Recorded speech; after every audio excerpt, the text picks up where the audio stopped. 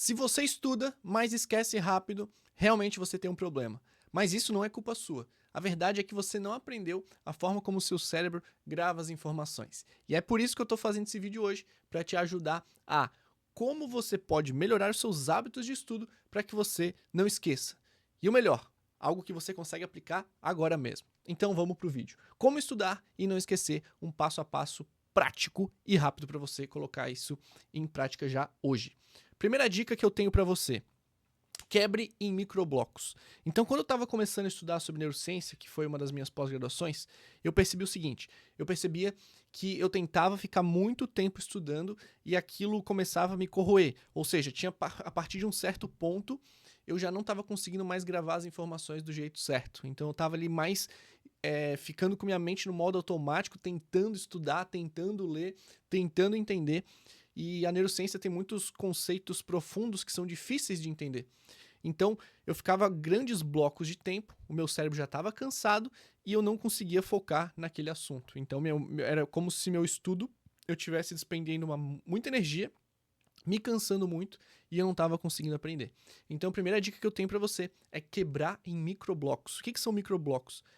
Você colocar ao longo do seu dia, ou ao longo de períodos ali, você estudar, sei lá, por 20 ou 30 ou 40 minutos, ou 25 minutos. Qualquer período entre esses, você coloca um bloco de estudo. Então você vai começar a estudar por blocos. Então eu vou colocar 20 minutos aqui nesse período da manhã. Aí eu vou fazer uma pausa e vou, sei lá, vou dar uma caminhada, ou vou dar uma corridinha, vou fazer alguma outra coisa que eu tire a atenção do meu mundo mental. Então se eu tô estudando 20 minutos, eu vou, sei lá, vou caminhar, ou vou mexer na terra, ou vou correr na esteira, ou vou, sei lá, fazer alguma outra coisa na casa e depois eu volto para mais 20 ou 30 minutos de estudo focado.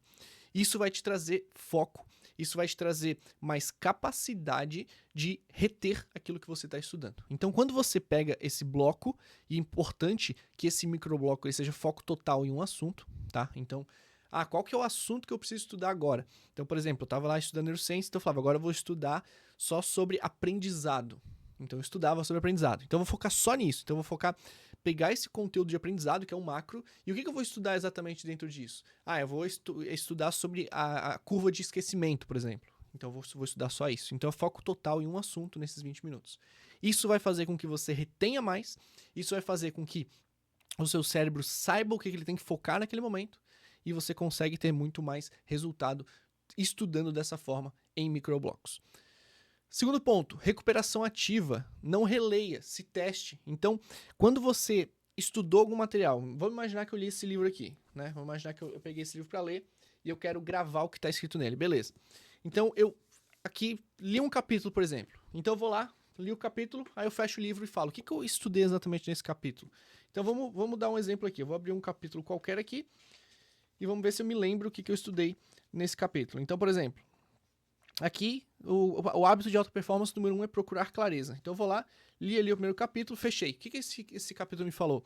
Ele me falou que quanto mais eu trago clareza sobre algo, sobre um objetivo que eu tenho, maior a chance do meu cérebro não procrastinar aquilo.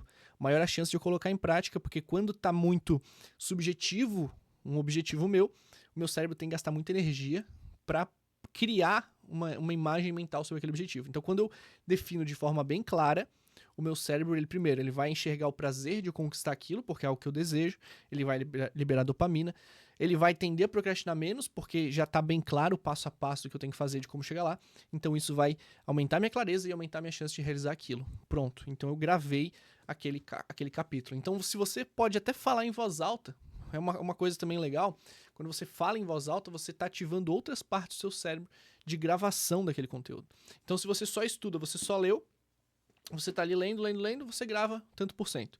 Se você lê um capítulo, por exemplo, você fecha e você começa a reformular e começa a pensar e começa a racionalizar sobre o que você leu, você grava mais um pouco. A partir do momento que você leu, racionalizou e começa a falar em voz alta ou escrever o que você lembra, o que você estudou, você aumenta a chance ainda mais do seu cérebro gravar aquele conteúdo, porque você está ativando várias áreas cerebrais diferentes. Então tem a área da leitura, tem a área de você lembrar do que você leu e tem a área de você falar ou escrever. Então quanto mais opções você traz de ativar aquela memória daquele estudo que você teve, maior a chance de você consolidar a memória, que é um termo que a gente usa dentro da neurociência, que é consolidar aquilo que você estudou e que você aprendeu. Então esse é o segundo ponto. Terceiro ponto, espaçamento inteligente. Aqui vai falar justamente aquilo que eu falei antes sobre a curva de esquecimento. Então, como é que você vai espaçar o conteúdo principal que você não pode esquecer, você tem que lembrar? Então você vai espaçar assim, ó. Um dia depois você leu hoje, um dia depois você relê. Aí passa mais 3 dias, você revisa de novo. Mais 7 dias você revisa de novo. Por quê? Porque isso vai aumentar a retenção a longo prazo. Ou seja, se você lembrar o tempo da escola, quando você estudava só para passar de ano, eu te pergunto, o que você realmente estudou lá? Você lembra? Não, porque você só estudou com um objetivo, que era tirar tal nota na prova. E aí você não revisou aquele material depois. Você só precisou naquele momento. Aí você passou de ano e foi para outro estudo. Aí, claro, teve as coisas que você precisou usar mais vezes. Por exemplo, a soma, a diminuição, multiplicação. Essas coisas como você estudou lá no início da sua vida, mas você teve que ir estudando e em outras matérias aquilo foi se repetindo. Ou seja, você estudou uma vez, mas você teve que uma forma quase automática que você necessitou repetir aquilo e revisar aquele conteúdo várias vezes. Então você aprendeu a somar, daí depois você fez somas mais complexas, multiplicações mais complexas. Então esse processo de espaçamento desse conteúdo fez você gravar a multiplicação, a soma, a diminuição, mais do que, por exemplo, a Guerra dos Farrapos. Então quem sabe eu falo de Guerra dos Farrapos pra você nem sabe o que é isso. E nem eu sei direito também. Mas por quê? Porque não é uma coisa que eu uso diariamente. Então, olha como já é diferente uma coisa que você aprendeu lá atrás da sua vida, mas você teve que ver isso várias vezes frente a outra coisa que você precisou estudar para passar numa prova, mas você nunca mais usou. Então, esse é o processo do espaçamento inteligente. Então, aqui, a curva de esquecimento e retenção de Ebbinghaus vai explicar justamente esse processo. E aí, em cima desse conteúdo da curva do esquecimento, é que eu trouxe essa forma da gente espaçar o conteúdo. Então, ler um dia depois, 3, 7, isso faz com que você aumente a chance de você não esquecer aquilo que você está estudando. Então, por exemplo, aqui vai falar que a gente tem uma curva normal de esquecimento, né? Que a gente reteve o conhecimento naquele momento. Algumas pessoas conseguem reter 100%, algumas pessoas não conseguem reter 100%. Então, dependendo do seu foco, da sua atenção, quem sabe essa curva vai ser diferente para você. Quem sabe você vai estar aqui começando 50, focando até uns 70. Então, a sua atenção é muito importante, seu foco é muito importante nesse processo também. Mas essa curva é natural, é uma curva natural. Então, você aprendeu ali. Então, a curva azulzinha aqui é quando você só estudou e você não revisou mais. Então, imagina que você só estudou agora nesse momento, leu o livro nesse momento, não revisou mais o conteúdo. Então, a sua tendência natural é que daqui a uma semana, um mês, você praticamente esqueça aquilo. Agora, quando você estudou, aí de repente, horas depois, você já fez mais uma revisão. Aí passou um tempo.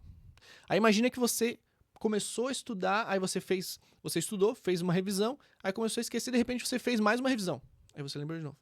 Aí você, de repente, fez mais uma revisão uma semana depois. E fez mais uma revisão um mês depois. De repente, a sua curva de esquecimento daquele conteúdo já não é mais 0 ou 5%. Aqui você, ó, por exemplo, tá vendo aqui que o verdinho, ele já tá numa curva de 60%?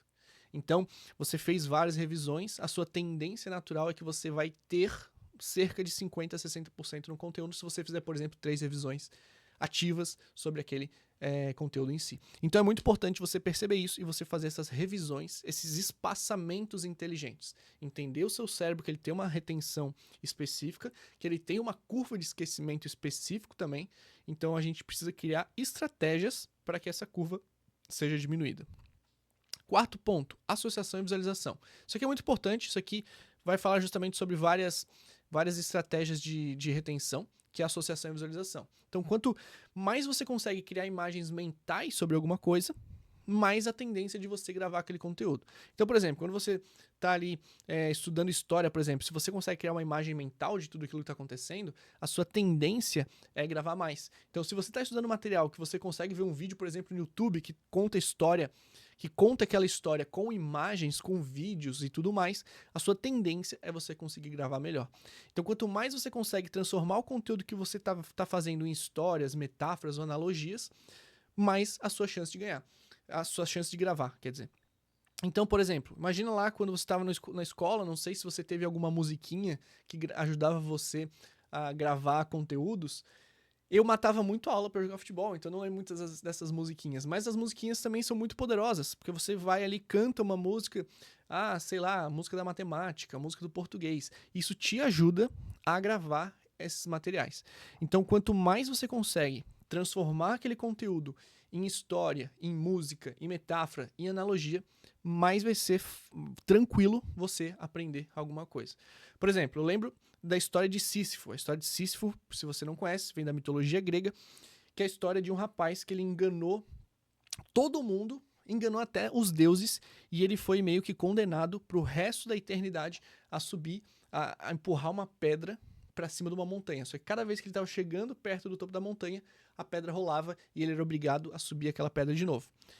Se eu não pegasse e não enxergasse essa história, realmente não criasse uma imagem dessa história, a chance de eu gravar ela seria muito baixa. Porque imagina se alguém só fala pra você e você fica, ah, legal, legal, legal, legal. Beleza, subiu, tá bom. Daí você leu essa história, você não recrutou imagens mentais, você não imaginou aquilo acontecendo.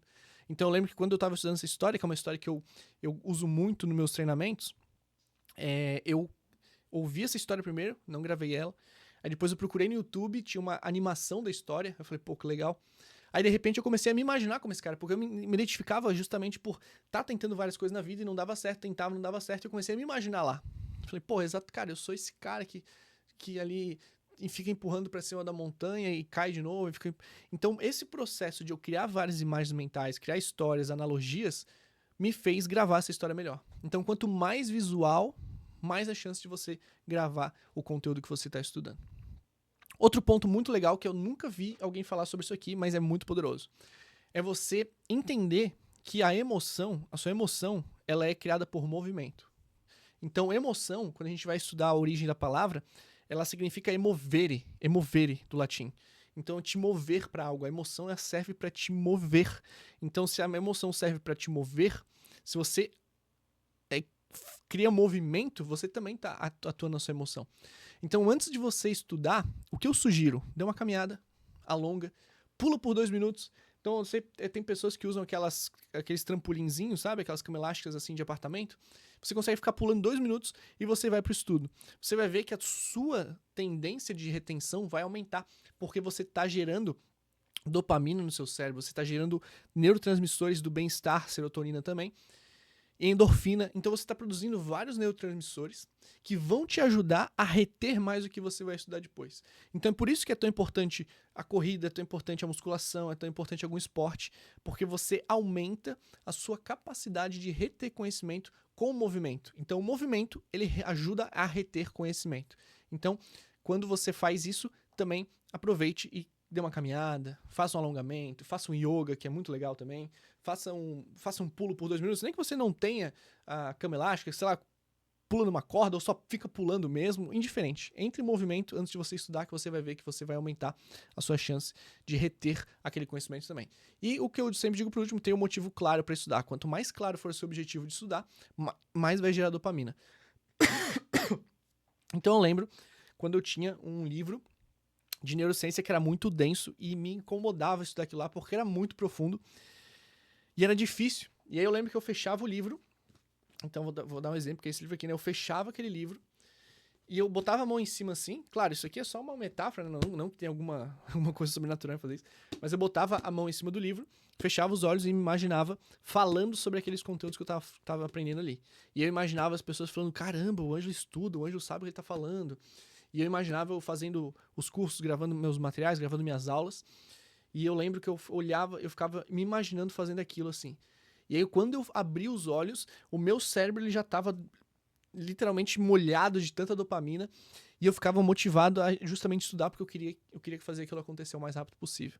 De eu conseguir trazer aquele conteúdo de forma prática, de forma simples para as pessoas. E as pessoas falam, caramba, porra, esse conteúdo que tu me passou realmente ajudou, mudou a minha vida. Então esse processo de você visualizar o motivo de você estudar também vai gerar dopamina e vai te ajudar. Então o resumo final. Qual que é o resumo de tudo isso? Então a gente tem os microblocos, né? A gente vai fazer os microblocos, que é você reservar tempos ali de 20 a 40 minutos. Então eu estudei aqui, dei uma caminhada, fiz outra coisa, voltei, foquei em mais 20 minutos, 30 minutos em uma coisa só, e você vai fazendo esses microblocos. A recuperação ativa, tá? Então você ir olhando ali novamente os conteúdos, tá? E você leu ali o conteúdo, fecha o livro, vê o que você lembra do que você estudou, verbaliza, traga o máximo que você puder. Se você perceber que não gravou tanta coisa, você volta, estuda de novo, você lê de novo e faz a mesma coisa. Vai fazendo essa recuperação ativa até você ver que você gravou aquele conteúdo. O espaçamento. O que é o espaçamento? É você pegar ali um dia depois, você lê de novo, depois 3 dias, depois 7 dias, fazer esse espaçamento do conteúdo justamente para você evitar aquela curva do esquecimento que você viu. Associação, criar imagens, criar músicas, criar analogias, justamente para você pegar o conteúdo que você estudou e enxergar, criar cenas mentais ou criar músicas, criar outras formas de você ativar as suas vias neurais para você gravar aquele conteúdo. E emoção e movimento, lembrar que a emoção vem de movimento, então você vai entrar em movimento, dá uma caminhada, dá uma corridinha, dá um pulinho ali por 2 minutos, alguma coisa, para você começar a estudar, que você vai ver que você aumenta a sua retenção porque você gera neurotransmissores que vão te ajudar a gravar aquilo que você estudou. Então, se você aplicar isso aqui, você para de esquecer o que você estuda, porque você está usando método que é validado pela neurociência para você aprender e não esquecer. Então, tá aqui o resumo. Se você quiser bater um print, eu vou até deixar separado aqui, para o seu print ficar mais bonitinho. Se você quiser, bata um print agora e eu te ajudo também. Se você precisar de ajuda mais próxima, coloque aqui nos comentários, eu quero. Mas também, coloque aqui nos comentários, eu cheguei até aqui, para eu saber que você chegou até o fim do vídeo e estudou isso aqui completamente e se aprofundou e se transformou numa pessoa um pouco melhor, que esse é o nosso objetivo. O meu vídeo aqui, eu posto todo dia, o objetivo é que você se transforme um pouquinho e você fique um pouquinho melhor a cada dia, que você aprenda algo novo que você consegue colocar em prática e isso te faça ser 0,5, 0,2% melhor. Esse é o meu objetivo aqui. Se você gostou desse vídeo, deixa sua curtida, deixa seu comentário, se inscreve no canal e eu vejo você no próximo vídeo. Fui e obrigado por você ficar até aqui.